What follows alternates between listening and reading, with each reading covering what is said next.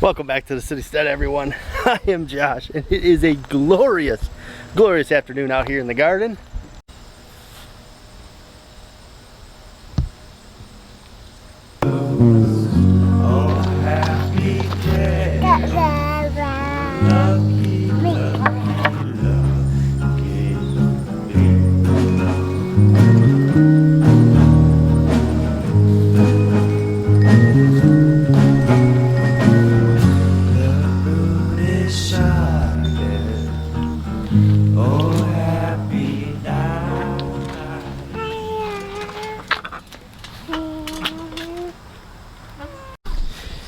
Check out that little flying saucer squash. So did you guys hear the wonderful, wonderful news? My friends over at the Old Redden Farm want to give me $1,000. What would I do with $1,000? I'll be your money man. I'll be your money man. I'll be your money man. I'll be your money man. Well, that's the first thing I would do with $1,000. But then, I think I know what I would do.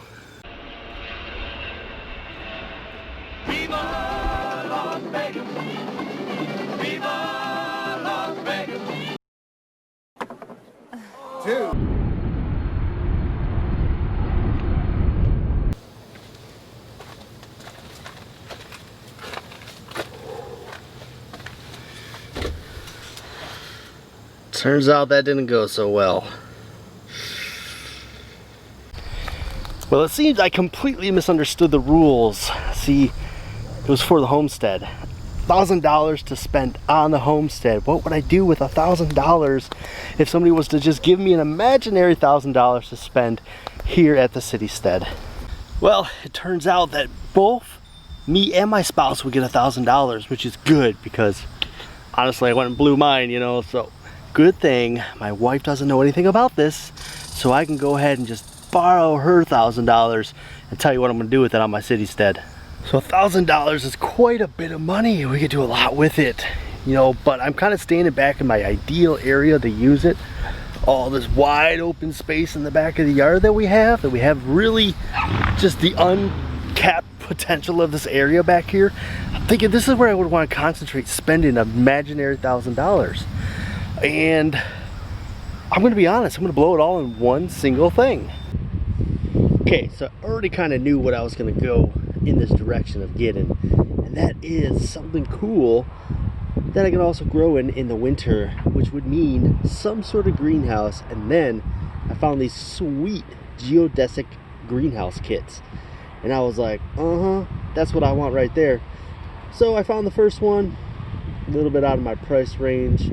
Hard to spend that extra $150 or so for my own personal money.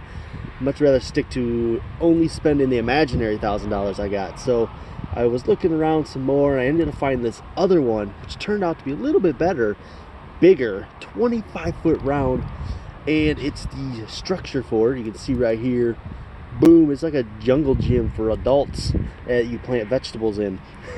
It's just the kit though, which is really the biggest expense when it comes to things like this, is the wood to build it or the framework of it. Plastic ain't that bad. I could get some plastic for pretty cheap. I have a bunch of plastic at my house. I might be able to stretch over this thing if I needed to. But this is the biggest expense, would be some sort of framework for it, and I thought that would be a great way to spend my $1,000. So this is a little over budget. It's $1,060.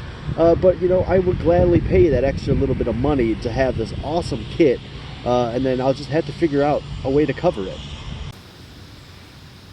Can you just imagine a giant geodesic dome greenhouse right here? One of the biggest challenges to trying to homestead in the northern climates where it's cold is that we can't grow food year round. Shoot, we can only really do it for like 4 or 5 months that are really good. If we really can push our limits, we might be able to get 6 or 7, but for the most part, there's a lot of dead time when it comes to growing. And you know how much I love greenhouses. I'm always in my little greenhouse that I built, and if I had a geodesic dome greenhouse just drop right there, imagine how much more space that would be. It's 25 foot, guys. That's huge. I can actually grow trees in there. Now, of course, that is something I would have to clear with the wife, make sure she's okay with that as a purchase to put in our yard, because it's kind of intrusive. It would be something you would definitely see with your eyeballs. Nothing I could sneak onto the property without her knowing.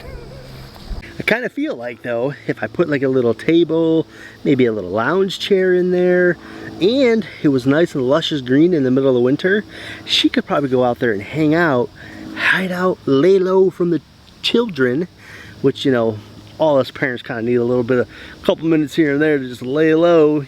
I think that could be a good selling point for a geodesic dome greenhouse in the backyard. A nice summery place in the middle of winter. That could really cure those winter blues. Well, I think that would be my dream if I had an imaginary $1,000 just thrust upon me. Thanks, old Redden. I really enjoyed getting to think about what I would do if I had $1,000 to just blow on anything I wanted here at the homestead. So as you see, we already do quite a bit with this greenhouse here. We got seed starting stations, office workspace. We got heat sinks going on over here with more seed starting. We even have garden beds. You can see right now we got a lot of our fall crop going on in here. This is stuff we're hoping to be harvesting come October. You know, when the night side outside is too cold, the inside here is still nice. We even have a little tiny bed in the back corner over there. There's another one. A lot of stuff we're trying to grow in here. This is how much I enjoy having a greenhouse. I try to maximize everything I can out of it so I can at least have some things growing in the winter, make me feel a little bit better seeing some green. So this is a collaboration video that they put together.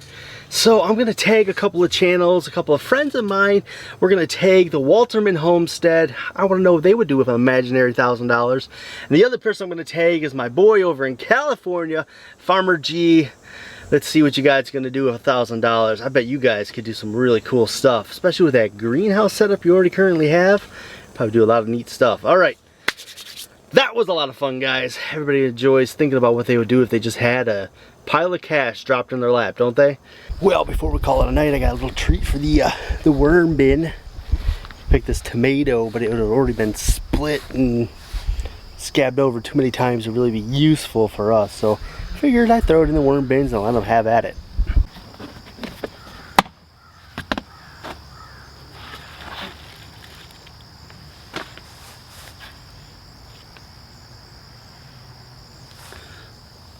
Look at that amazing soil these guys are making for us.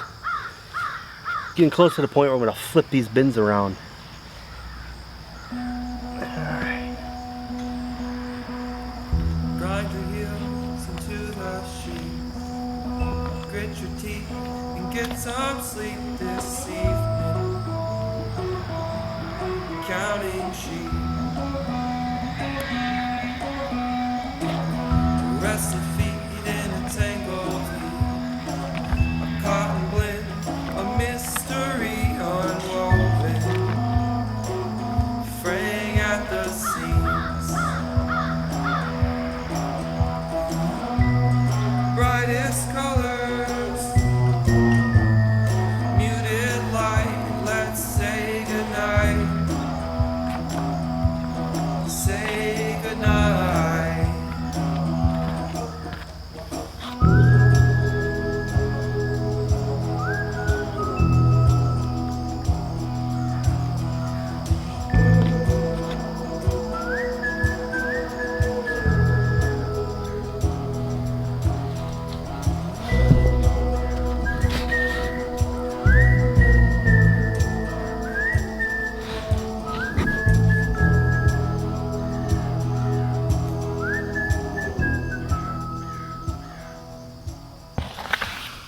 You know, one thing I really enjoy about the worms is just how easy they are to take care of. They literally just come out here every few days and put a little food in there, make sure they're set to go, and that's all I gotta do. It's so easy and simple, and they've been really thriving. So I think we're gonna do a little kind of worm chore video for you guys and show you our little daily routine when we come out here to actually do something with them, feed them and all that kind of stuff. I go through all the steps that I do to keep them thriving like they are, and pretty soon we'll be flipping that bin over, so we'll make a video about flipping the bins for you guys. All right, that's it. The end of the video. You guys made it. Congratulations. You guys are true Citysteaders. All right. Remember to be bold, grow bold, and as always, guys, we will see you in the very next video.